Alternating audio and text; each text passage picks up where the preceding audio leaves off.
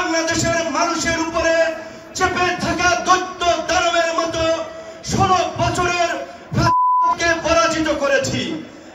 আপনারা যদি ইসলামী রাজনীতি করেন, ইসলামী মূল্যবোধকে সামনে রেখে কথা বলেন, নিশ্চয়ই আপনারা জানেন আল্লাহ তাআলা মানুষকে ধন সম্পদ এবং ক্ষমতা দিয়ে এবং নিয়ে পরীক্ষা করে। গত 16 বছরে আমাদের কাছ থেকে আল্লাহ তাআলা নিয়েছেন, আমাদের ধৈর্যের পরীক্ষা নিয়েছেন। আমরা সেই পরীক্ষায় উত্তীর্ণ হয়েছি বলেই আমাদেরকে এই রহমতের জুলাই উপহার দিয়েছিলেন। সেই জুলাইয়ে আমরা বাংলাদেশের মানুষের উপরে চেপে থাকা দৈত্য দানবের মতো 16 বছরের কে পরাজিত করেছি। কিন্তু আমরা ওই যে আপনার হাদিস আছে, বিপদ কেটে গেলে মানুষ উৎফুল্ল হয়, অহংকারী হয়। তাই আমরা দেখতে পাচ্ছি এই গণ অভ্যুত্থানে আমাদের অংশীজনেরা, মজলুমরা আজকে উৎফুল্ল অহংকারী হয়ে উঠছে। তাই আপনাদেরকে মনে করিয়ে দিতে চাই, আমরা যদি সীমা লঙ্ঘন করি শেখ হাসিনার মতো আল্লাহ পাকও কিন্তু আমাদেরকে ছাড় দিবেন না।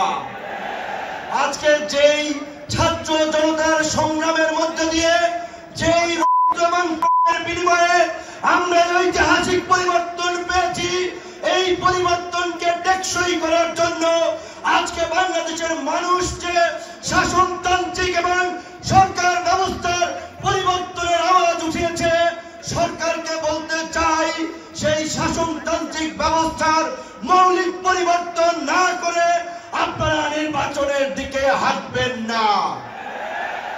নির্বাচনের আগে সমস্ত রাজনৈতিক দল যেন নির্বিঘ্নে প্রচারণা করতে পারে, নিরপেক্ষ একটি প্রশাসনিক এবং রাষ্ট্র ব্যবস্থা থাকে, সেই লেভেল প্লেইং ফিল্ড নিশ্চিত করতে হবে, যেটা আজকের এই সমাবেশের একটি দাবি।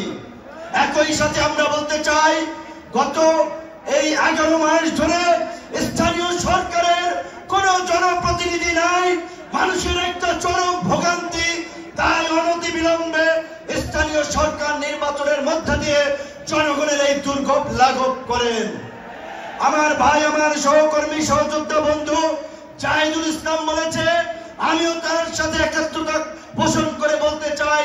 অনেকেই আমাকে ইয়ার্কি করে বলে, ভাই ডাকসুর চাবি কি আপনি নিয়ে গেছেন নাকি? ডাকসুটা আর খুলে নাই আপনার পরে।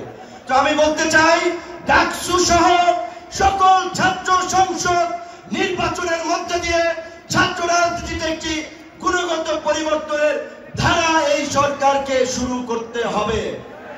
একই সাথে আমাদের এই অঙ্গীকারের বিনিময়ে এই পরিবর্তনকে দীর্ঘস্থায়ী করার জন্য, এই জুলাইয়ের সুফল মানুষের কাছে পৌঁছে দেওয়ার জন্য ঐতিহাসিক যে জুলাই ঘোষণাপত্র এবং যে জুলাই সনদ, আমরা আশা করি সরকার সেটি এই জুলাই মাসে বাস্তবায়ন করবে। অন্যথায় জুলাইয়ের অংশীদাররা এই সোহরাওয়ার্দী উদ্যানে যেমনি কিছুদিন আগে ইসলামী আন্দোলন সমাবেশ করছে, জামায়াত করছে, অন্যান্য দল করছে, সরকার যদি জুলাইয়ের ঘোষণা এবং জুলাই সনদ দিতে ব্যর্থ হয়, আমরা জুলাইয়ের অংশীদাররাই ঐক্যমতের ভিত্তিতে এই সোহরাওয়ার্দী উদ্যানে আমরা ঘোষণা করব। ধন্যবাদ।